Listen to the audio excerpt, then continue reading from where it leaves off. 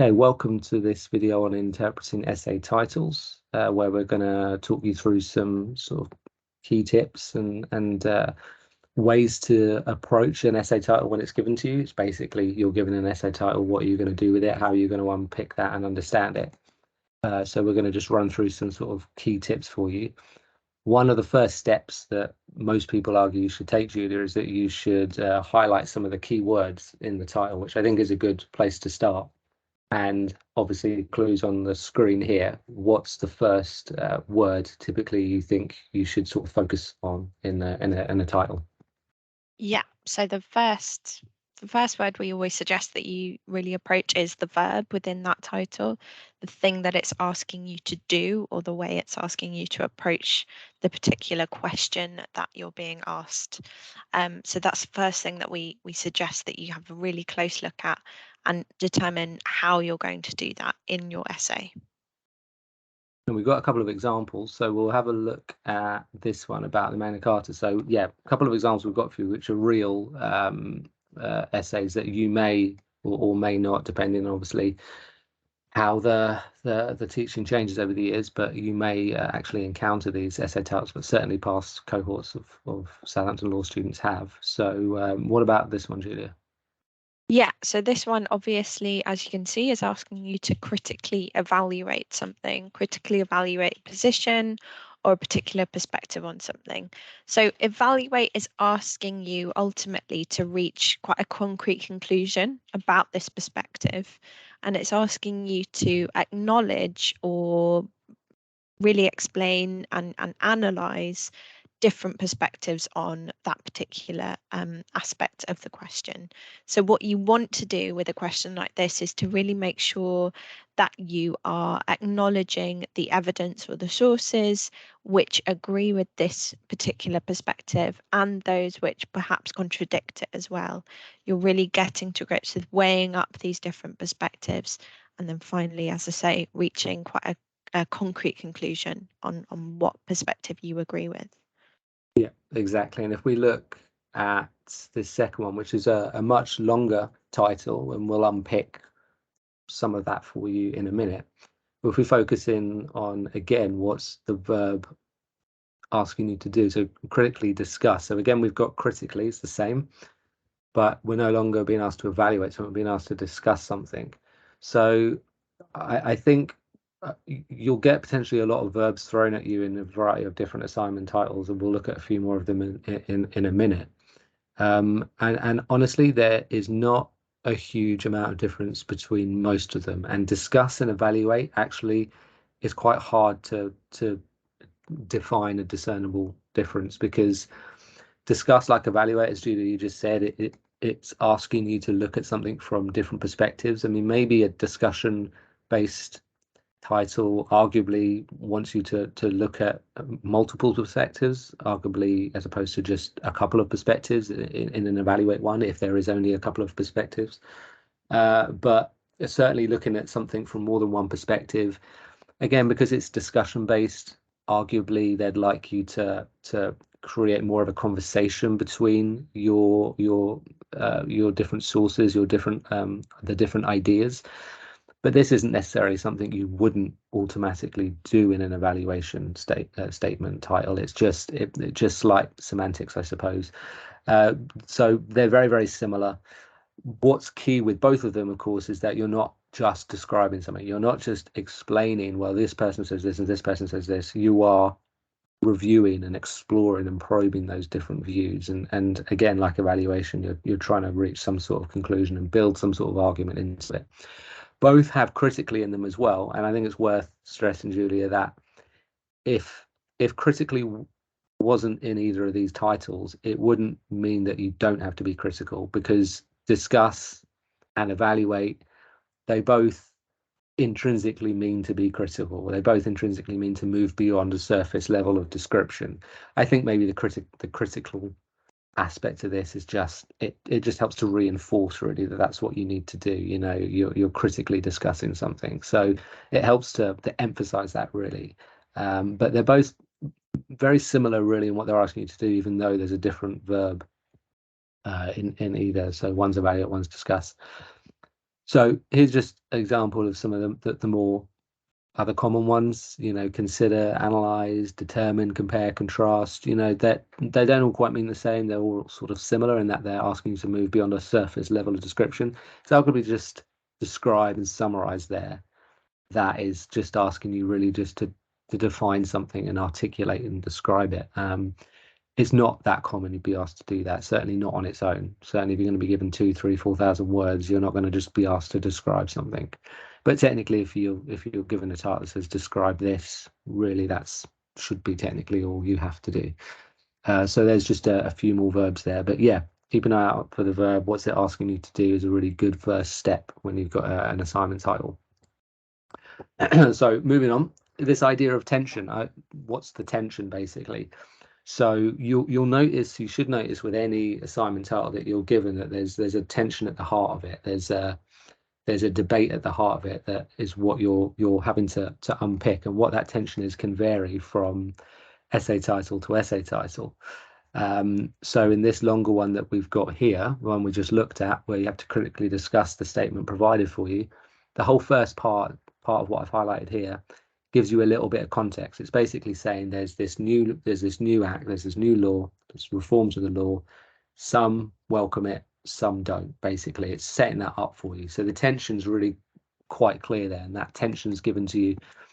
Your ability to understand that tension and unpick that tension will be a huge part of whether you're able to achieve a high mark in this kind of assignment or not. So that's the tension there. In this one, Julia, the tension is less obvious, but it's just as important.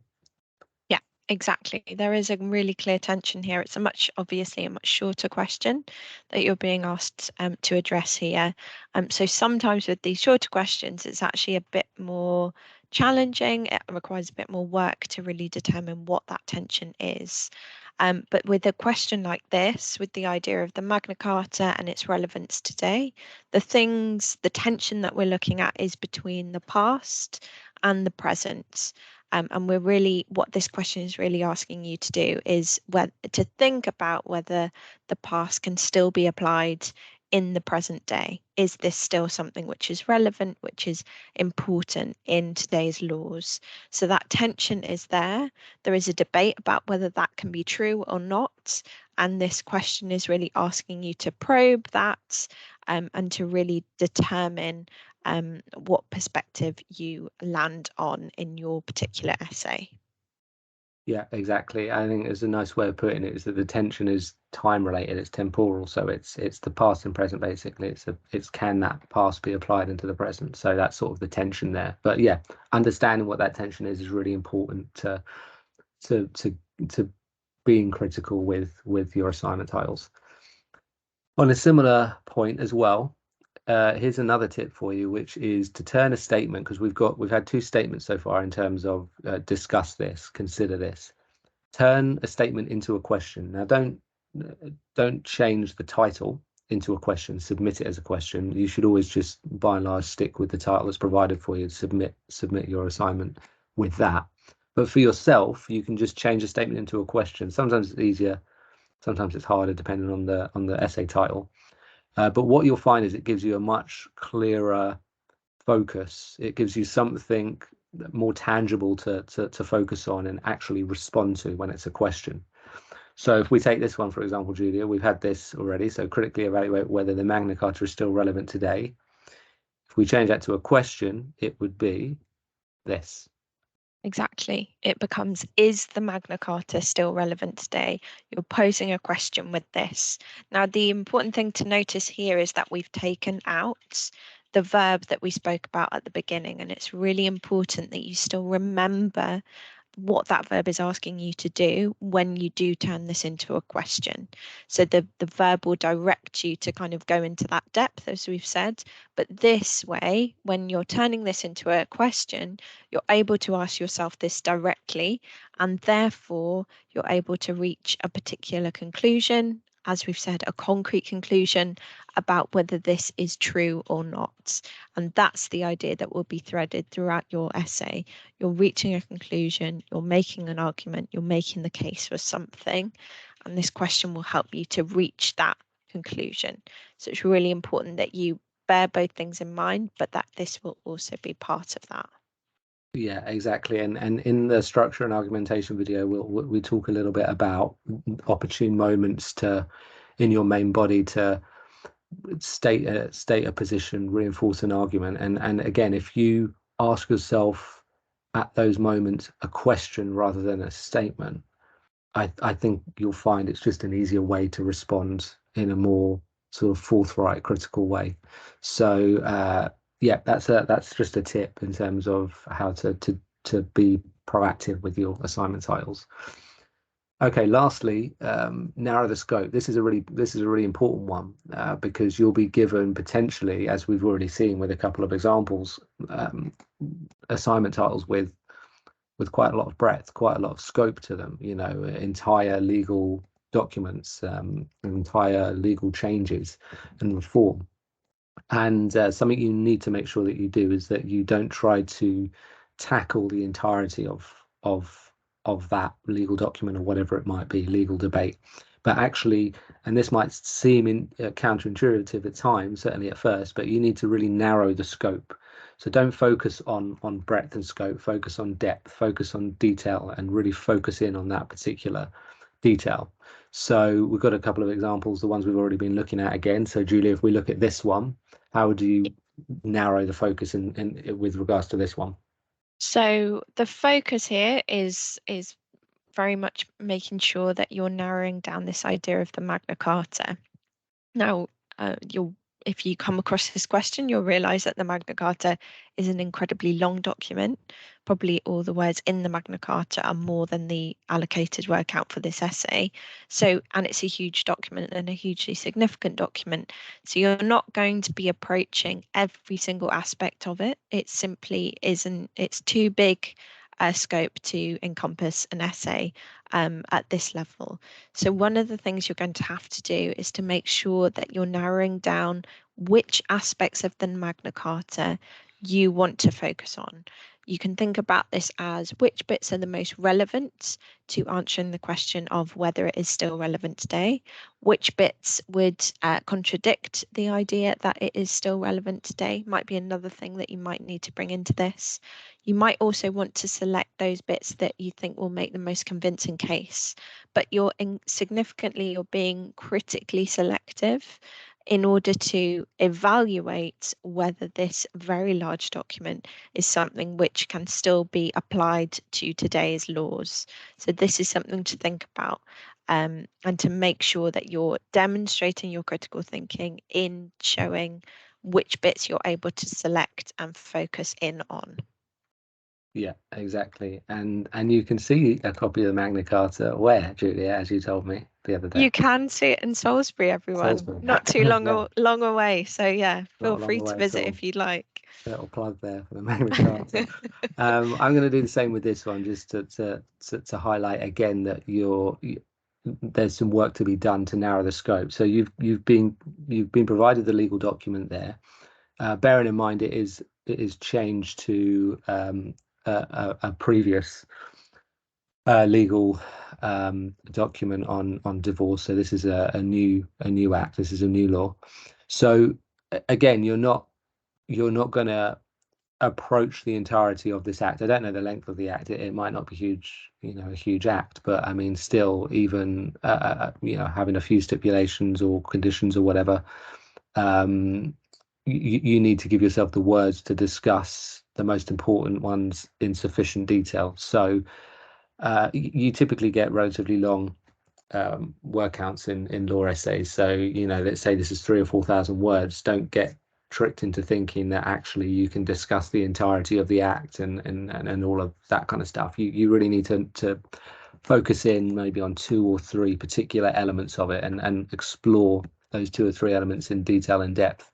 And just to add as well, I've highlighted the bit at the bottom about relevant primary and secondary sources. They don't always provide you with this added detail, but they have here. They're basically telling you what to use. So they're expecting you to use a range of primary and secondary sources. You'll get more and more familiar with what primary and secondary means, but basically primary is the original legal documents, and secondary refers to academic articles and books and reports and stuff. So you're expected to use a range of both. Using one or the other wouldn't be sufficient. So again, that helps you to define the scope of this. What are you expected to use? So yeah, just reinforcing that, really, as Julia said, as I've said with this one, it's narrowing the scope of something. You can't address the entirety of a legal document or a legal debate or whatever in sufficient detail to get the higher marks. That's where the higher marks are, the real depth and detail. Okay, so gone through some sort of key tips there, what to do when you have an assignment title, what should sort of the key steps be that you take. So just to reiterate, what's the verb, what's the tension, what's the heart of the debate that you really need to get to grips with. Try turning the statement into a question to see if that helps to define your focus a bit more and give you a little bit more of a critical lens, and define and narrow the scope, as we just talked about. What is the scope? How are you going to narrow it? What are you going to focus on in particular? Cool. Hope you found that useful, and we will see you for the other videos if you haven't watched them already. Thanks.